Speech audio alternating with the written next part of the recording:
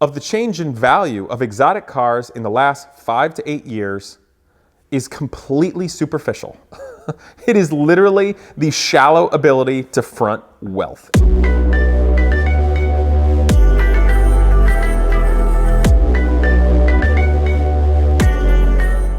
What's up, people? Today, let's talk about the value of specialty cars. And I'm specifically going to pinpoint exotic cars and ones that are more modern. They're a fascinating thing because in the last, I would say 5 years especially, the prices of them have exploded, just gone nuts. And frankly, that was something that I never saw coming 10 years ago or 15 years ago. And I want to tell you why. So if you relate to all of the nature of specialty cars out there and kind of the different worlds and demographic of people who like various cars, whether that's big pre-war classics, that's 1950s cruiser cars, that's 60s muscle cars, or it's 70s, 80s Italian exotics, or some collectible brand new supercars and hypercars, they all have different demographics of people. And they have different uses and different events you can go to. And they cost different amounts of money to restore. And they've been around longer and have lots of history or a little history. So how do you know what's going where and why? Let's look at the past. There was a big boom in the value of specialty cars, historic racing cars, things like that in the late 80s and early 90s and 90s. One, there was an economic prosperity time, but something that's been talked about, how car sales went way up and the values of cars, especially Ferraris at that time, went way up, was the advent of the fax machine. And I know that sounds like a rather trivial detail, but from everything I've read, because quite frankly that was before my time, I have used fax machines, but it's been a long time. Once those came to exist, you could transfer information basically instantly by scanning a piece of paper, all the information, scanning photos, and sending it. And frankly, that allowed the car world and car sales world and specialty car world to connect a lot better. And that had something to do with it. Not everything, but there was a part. And I brought that up not because now people are going to comment and tell me what an idiot I am because there's a million other figures. I brought that up because I want to relate it to now. So cars that I would say 10 years ago, 15 years ago, that I really saw that were going up, that somebody could buy and restore and maybe end up on the positive side or trade up, and you were pretty safe with your investment, were vintage racing cars. Now, vintage racing cars, let's talk about 1950s, 1960s. That could be anything from a Can-Am to some sort of sports racer, a low production Lotus or an AC, or a Jaguar, or a Ferrari, Corvette, whatever. Vintage race cars from, let's say, the 60s and 50s, in the 70s weren't worth anything because they were just old, junky race cars. And so the car guys and the wild men and the mechanics that enjoyed them for what they were would fix them up when they weren't worth so much money back then and maybe take them to track day, maybe modify them, maybe drive them on the street. But what happened to vintage racing eventually was, well, for vintage racing cars, was vintage racing came to exist. So there started to be events and organizations where you could take vintage racing cars that now in history were not too taxing to drive. They weren't insane machines like Formula One cars and stuff in the modern era. They were things that a sportsman could have a good time with. So now these cars that used to be kind of valueless and beat up and requiring too much time, money, and energy to maintain, there became an outlet for that to have fun with. And as vintage racing grew and grew and became more prestigious as a wealthy gentleman's sport and hobby, the cars, of course, became more valuable. And as there were high-end events, let's say things like Monterey or the Mille Miglia or Goodwood, when these started really coming to prominence, largely in anywhere from the late 80s, 90s, 2000s, then the cars that would be eligible for that, the most beautiful ones, the best restored ones, the one with the most concrete history and ownership chains, the best restoration and FIA papers and all this stuff to back it up, of course, started becoming more and more valuable because people could enjoy them. They had a place to go, and that really made sense. You know, you had a car that back when was neat and interesting and an engineering and craftsman curio that wasn't worth a whole lot of money, that 80s, 90s, 2000s roll around. Now it's a whole new world. and it's a wealthy person's exciting sport. It's something to collect, it's something to attain, it's something that has value, and it has its own new cultural value. So there is a genuine value to the cars. Of course, at any given time, sometimes you'll have cars that end up selling for more money than they're really, quite frankly, worth because of hype and stuff like that is, fleeting. But in general, the nature of vintage racing, concours and all that created a need and a value and a market. But at that time, in the late 90s and 2000s or like after 2010, of course, there's a whole 2008 thing we can talk about. Exotic cars were not a good place to put your money. Because a new exotic car, you buy it and it's like jewelry. The second you do anything with it, it's not a new car anymore and the value goes down. So if you wanted to enjoy something like that, you needed to buy it basically just the same you would any everyday new car. You want to buy it when it's bottomed out in market value, like it's not going to be worth any less. And try to find a good example with low enough miles that's been maintained well and get a good deal so you don't lose money when you want to go to sell it, and you can't put too many miles on it. That's how you enjoyed exotic cars largely, I would say in the 2000s and whatnot. And I never thought all these exotic cars would go up in value like crazy. As an example, Ferraris, I would say from the 60s and 70s, more so I would say that, in that time period, even 50s. In the early 2000s, I would see every year a new Ferrari model from the past double in price, like overnight in 1 year. And that's when I started watching, I go, the Ferrari world's a weird world. Because basically, the Ferrari world is nothing but collecting and keeping up with the Joneses, in a sense. Because, let's give an example. The so-called lowliest Ferrari, 10, 15 years ago was a 308. Magnum PI 308. You could buy a nice one for 30 grand. Or even a GT4 before the funky fashion of the Bertone design became something. But if you had a 308 variant, you wanted a 328. And if you had a 328, you wanted a 348. And if you had a 348, you wanted a 355 or you wanted a Testarossa. And if you had a Testarossa, you wish you could have an F40. And if you had an F40, you want a 280 GTO. And if you have that, well, then you really wish you had a 275 GTB4 cam. If you have a 275 GTB4 cam, well, then you really wish you had a 250 engine variant. And if you have a 250 engine PF Coupe, then you wish you had a Testarossa. And if you have a Testarossa, you wish you had a 250 GTO. And then if you get a you know what I mean? That's what the Ferrari world was. So the collectors and such would look for what's the next coolest, oldest model that feels the most collectible and exciting, and then those prices would double in 1 year, largely because of the nature of the people who collected them, who were the authoritarian, or like the people who were the, like the knowledgeable figures on those cars, as well as the dealerships that had them. They knew this. So they'd figure out how to get the prices and trade hands, and the second you know that one trades hands for a bunch more, then the auction companies would jump on that, and then all of a sudden, all the prices follow suit. And that's largely how that went. And I watched it, but Ferrari is a whole other enigma in the car world, because it's very collectible, and they've been around for a long time, and there's a lot of cars, and it has its own culture. But wasn't entirely reflected with other exotic cars, which could be anything from something boutique-y like Spyker when they came out, or it could be something even much more well-known as Lamborghini. And then you could even think of things like Morgan Aero 8 coupes and really funny boutique stuff like that.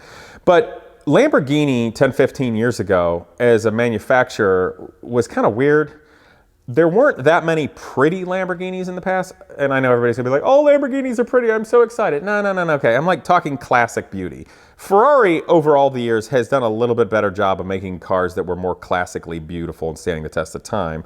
Lamborghini was a little more avant-garde, fashionable, etc. They made icons, but at the same time, too, oftentimes those fashion icon cars of Lamborghini at one point in history later were ugly, unloved, the proverbial redheaded stepchild, which is a very sad thing to say. But you know what I mean, because redheaded stepchildren are perfectly nice people, as are perfectly unusual Lamborghinis. But I digress. The Countach was an icon, the Mura was an icon. But it wasn't that long ago, 15 years ago, that you'd have a hard time selling a Mura for 100 grand. And now they're what, $1 million car? And a Countach, gosh, a ratty one was 50 grand, and you can buy a nice one all day long for 90. And the other things like the Silhouettes and the Yalpas and the Espadas, they were just cantankerous things. They required tons of workmanship, mechanics, and everything to keep them up.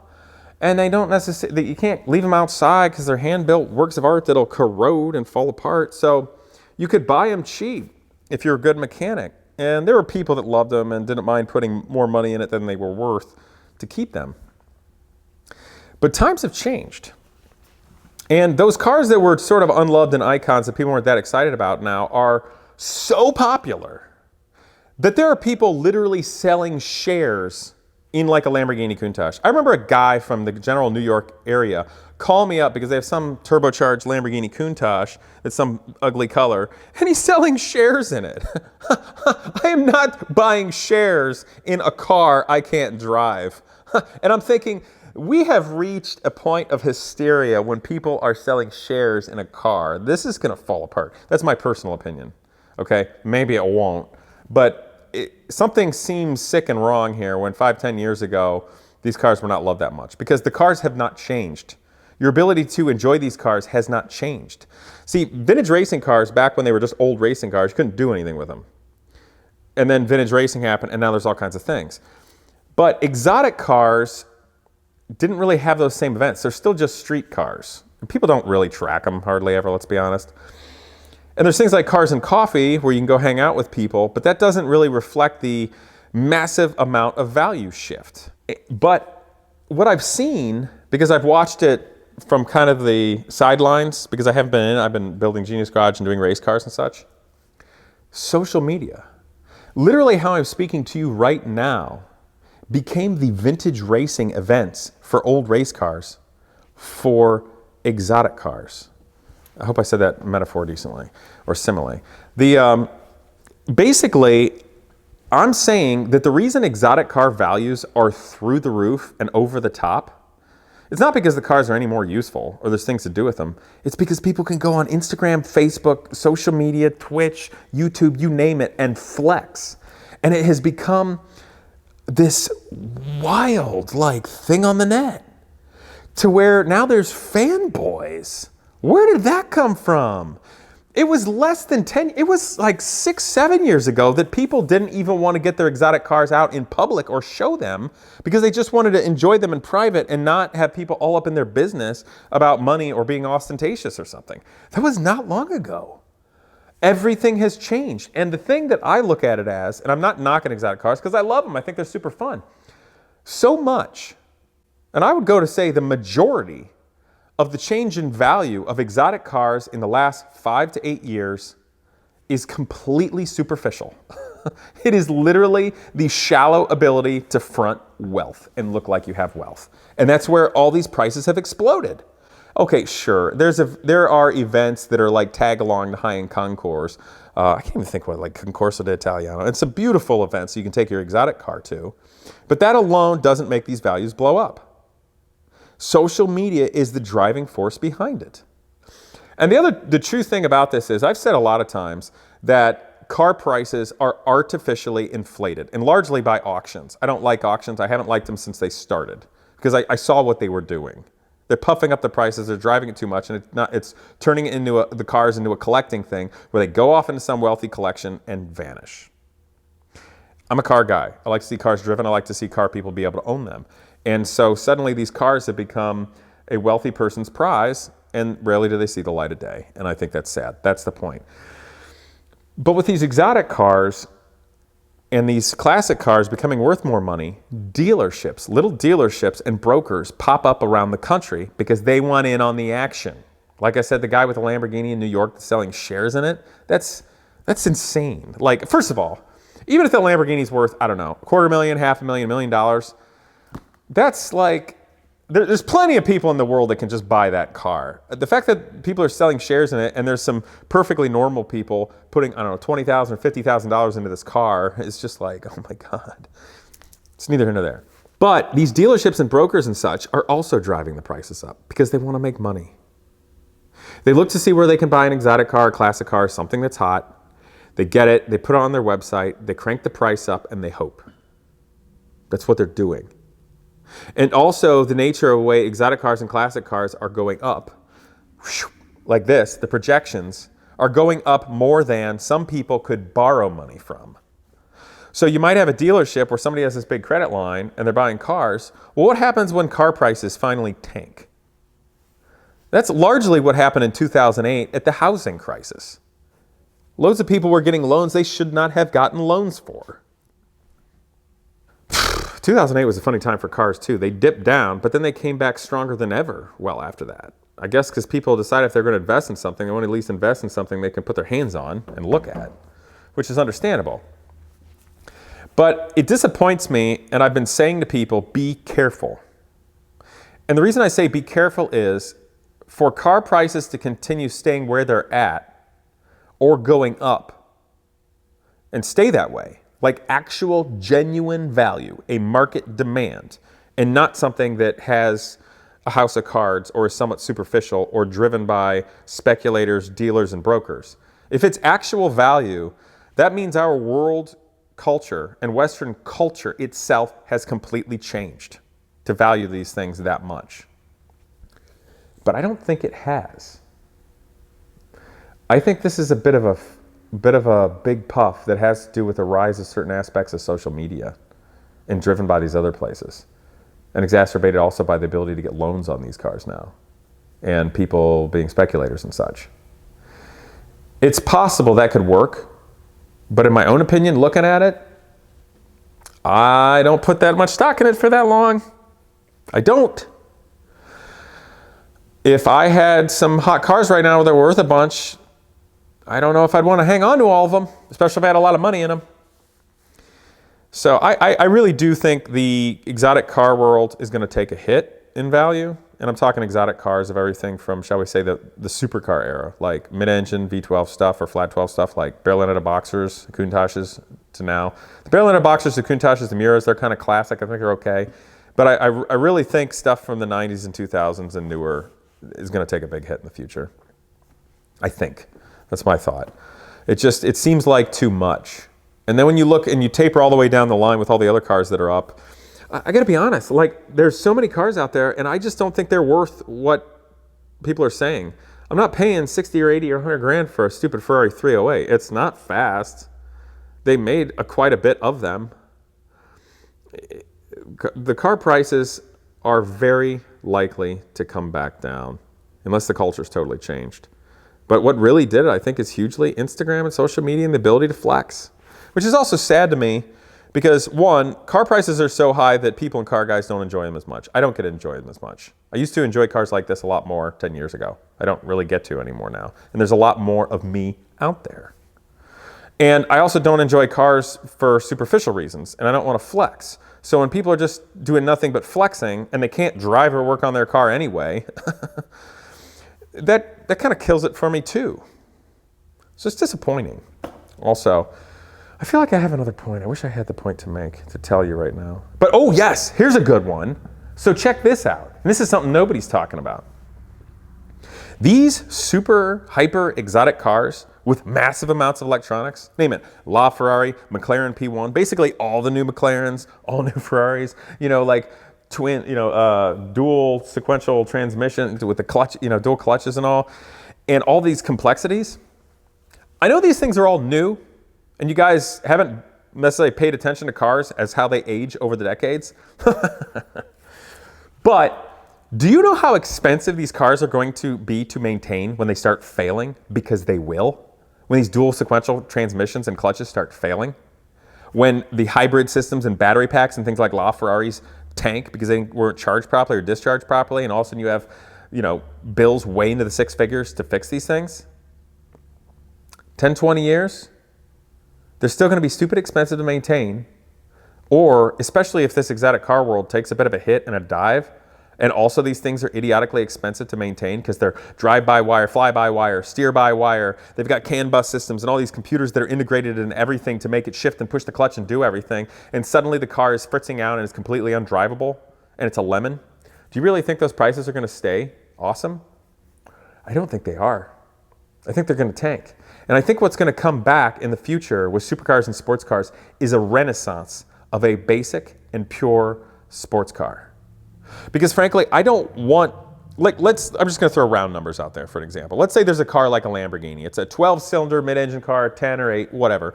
It's some whiz-bangy big rocket ship with all kinds of gears and paddles and buttons and computers and crazy transmissions and crazy magnetic suspensions and crazy ceramic brakes and everything like that. And the car costs $300,000. Okay, first of all, it's going to be a pain in the butt to maintain. It's probably going to fall apart and be a disaster lemon in 5 or 10 years, if it's not already. Okay? So why can't we just have a car that's beautiful, that has an awesome, great shell and chassis with great suspension, with steel brakes? This Indy car, I mean, this thing, it has steel brakes for road course. Steel brakes work just fine. A stick shift works just fine. Analog gauges work just fine. Put your emission stuff on it. We're cool. Put an airbag if you have to for the politicians, okay? But just give me a basic sports car and make it cheaper and make it so it won't break.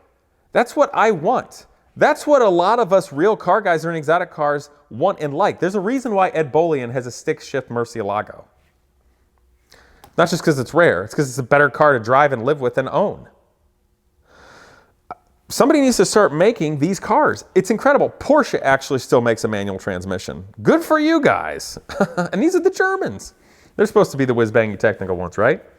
But what I'm saying is, guys, there's going to be a major change in sports cars and supercars, coming back to the basics, hopefully being a little more affordable. I think we're going to get away from this insane electronic craze. I think the shallowness of social media that puffed up the prices, that's exacerbated by loans and dealers and speculators and brokers, I think it's going to take a major hit. And I think when they do take a hit and these cars are breaking and failing, it's going to take another major hit. And I think, and it's kind of, I don't know if it's just thinking, but I'm kind of hoping and speculating that when that happens, these overly whiz-bangy cars, somebody like me who's clever can get cheap. Just like ditch the transaxle, ditch those crazy suspensions, ditch all electronics, and then wire it simply. Have a standalone fuel injection system, make all your own intake manifolds, and take it back to basics, kind of like a kit car. Then just get it to pass emissions, or if you're in a state that doesn't have inspections like that. I think that would be really cool, and I think that can happen, and I'd like to do it. Or possibly what will happen is the so-called kit and replica car industry will keep getting bigger and better and stronger. So if you want to go to a place like RCR or Superformance and get a brand new GT40 or Ferrari P30, whatever kind of look-alike, or a Porsche 917, I think that's going to be great, because I would much rather have and put together an amazing supercar for way under 100 grand and have it be brand new. So this is my food for thought. I do think the exotic car world is exciting and amazing, but unfortunately a lot of that excitement and amazement has been pushed up by just fronting and flexing and wealth and look at me, la, la, la, and nothing actually that really comes down to being a good car guy or a driver and enjoying that. So let's all have fun. But remember, there's more to life. And if you're invested in exotic cars, look ahead and think what you really think things are going to happen. Hate to see you take a hit if you're a good person. But you know what? Somebody's going to take a hit. You're all going to take a hit. And I'd rather see the cars be affordable. So, whatever. Keep it going and let it collapse. All right, you guys. I hope this is good food for thought and that you will like, comment, and subscribe. See you guys next time.